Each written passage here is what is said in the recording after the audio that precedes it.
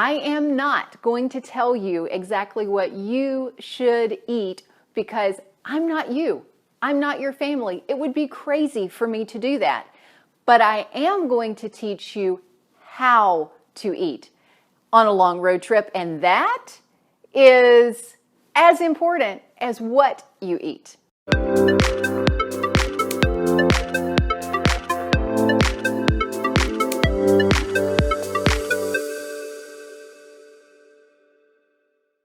Your time with your family this holiday season is so important, and when you arrive there exhausted and not able to visit, it really does take away from those relationships. So this video is all about helping you eat healthy on a long road trip so that you arrive ready to visit, not exhausted and grumpy. Last week I taught you how to exercise on a long road trip, and let's go ahead and define long road trip.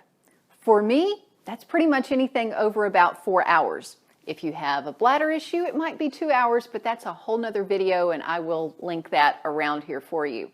Welcome, I'm Sheri Traxler with ViREO Life, author of Go Forward, 28 Days to Eat, Move, and Enjoy Life God's Way. And today's video is all about eating to enjoy life with your family on or after a road trip.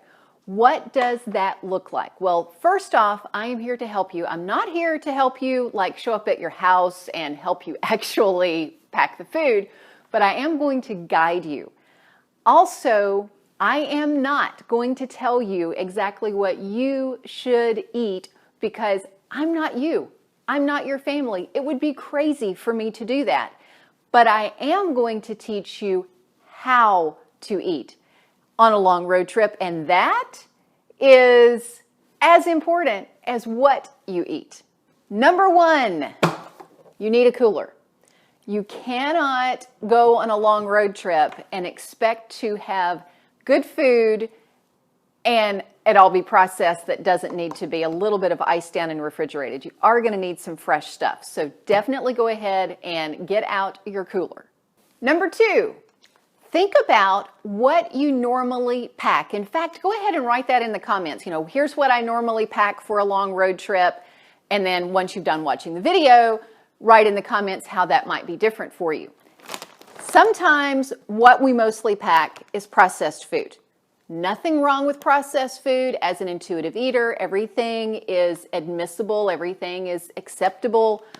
But when this is all you eat on a long road trip, you're going to arrive feeling really lousy, swollen up from the sodium, low energy because it's not balanced.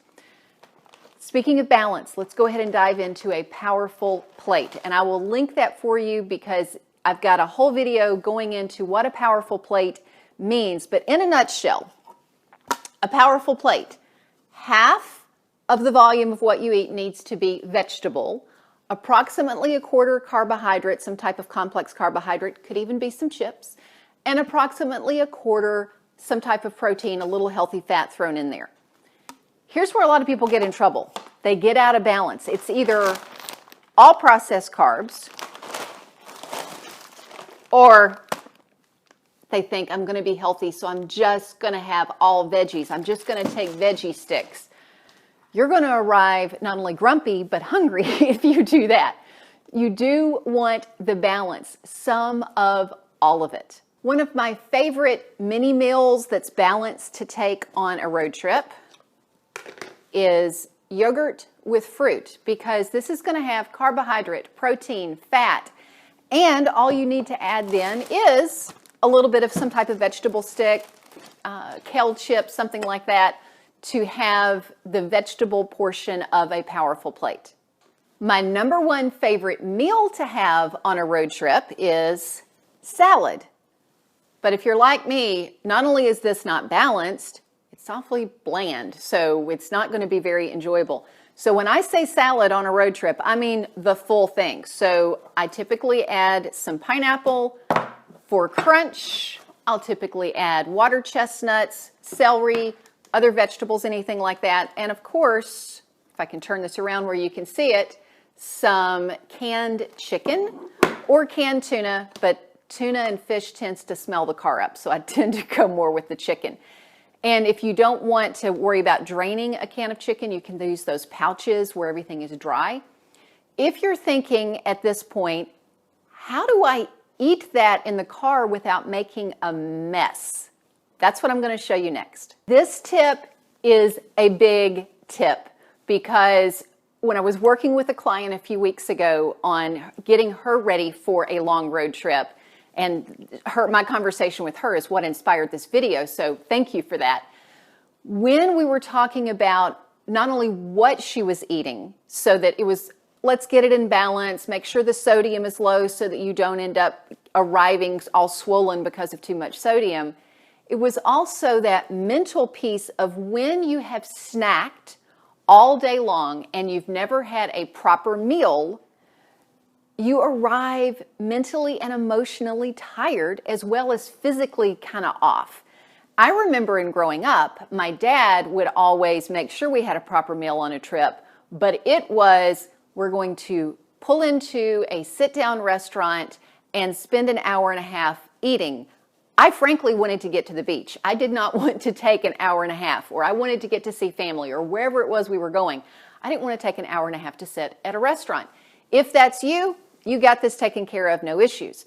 But if you're like me and you want to get to your destination, but you want to arrive with energy, you still need to have a proper meal. So you have this powerful plate set up in your cooler, but then how are you going to eat it?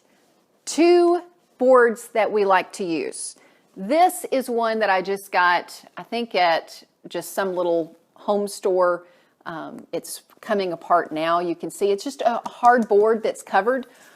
And we use that here at home sometimes, but we'll also, if we're eating outside something, or in the car on a road trip. And then this one I made just for fun. It's a hard canvas that I painted like I wanted it painted and then did a clear gloss coating.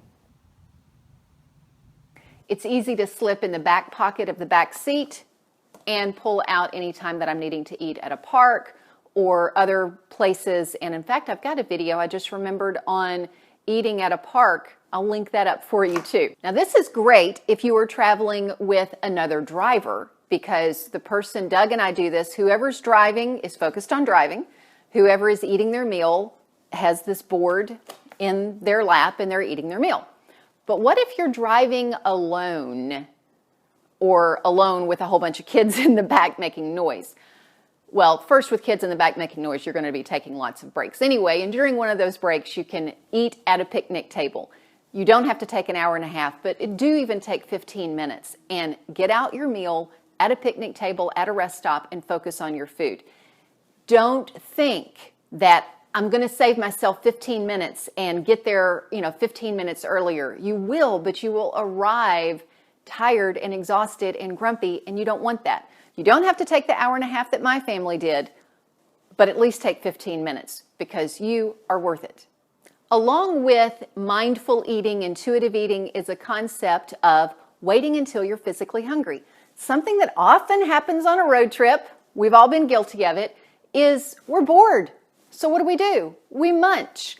And if you have a big bag of chips that you've opened, you're really going to munch way more than what your body needs at that time. So one thought with this is pre-bag serving sizes so that, okay, I am physically hungry, wait till you're physically hungry, but then you don't start mindlessly munching on all the chips. You've got a serving, and that'll keep you from getting too much sodium. You're hearing this theme of not too much sodium because you don't want to wind up getting swollen and puffy by the time you get to your destination. Waiting until you're physically hungry and then eating that proper meal will give you that sense of satisfaction like you do at the end of a regular meal. And that helps you physically as well as mentally and emotionally. You'll arrive having energy. Before I give you my last tip on eating healthy on a road trip, be sure to subscribe. Be sure to click that little notification bell so you get all of these videos. And after this video, make sure that you watch my video on packing for a destination whenever I'm eating in a hotel room, things like that. And it was a video that I made spur of the moment. I was not expecting to make it. So It's in a hotel room without all my normal gear, and not that I have a whole lot of gear with this, but it's quite funny. You'll get a kick out of it as well as get a lot of tips. My last tip for you is water. What are you drinking on your trip? Hopefully it's water. And the question then is, well, can I drink anything other than water? And we don't want to have to stop to go to a restroom break every hour. How can I time this? My client that I was telling you about, they stop every 4 hours. My father-in-law maps out where the gas stations are that he's planning to stop at so they know when they're going to stop. So if you know ahead of time when you're going to stop, you can actually time your water drinking. Sip along, but then when you get to an hour-and-a-half window before you know when you're going to stop, that's when you start really hydrating. And then 30 minutes before you stop hydrating so that you've got time for all of that to get through your system before you hit the restroom. So 90 minutes before when you're going to stop, stopping the hydration 30 minutes before. But it's still sipping here and there throughout. And you can do cold or hot, cold water, hot water, or hot tea. So if you don't want just plain water, any type of tea that doesn't have caffeine, because caffeine is going to be a diuretic. Also with that, really watch the sodas. The sodas are a big question mark for a road trip, not only because of the caffeine, but the carbonation and the sugar. And if you're doing one that doesn't have sugar, that has artificial sweeteners, that's a whole nother topic. It's not that you cannot have these things. As intuitive eaters, nothing is off limits. But the question is, are you having it when you really want it? And are you having it in a way that makes you feel good? And sodas on a road trip typically don't make you feel good, whereas water and hot tea, those will. So your big takeaways from this: powerful plate, pack that cooler with things other than just a lot of processed food. Make sure that you are listening to your body and eating those proper meals, drinking water mostly, and comment below what you might be packing different this next road trip. Thanks so much for watching. Again, remember to subscribe and click that notification bell. Until next time, find your path and fulfill your potential.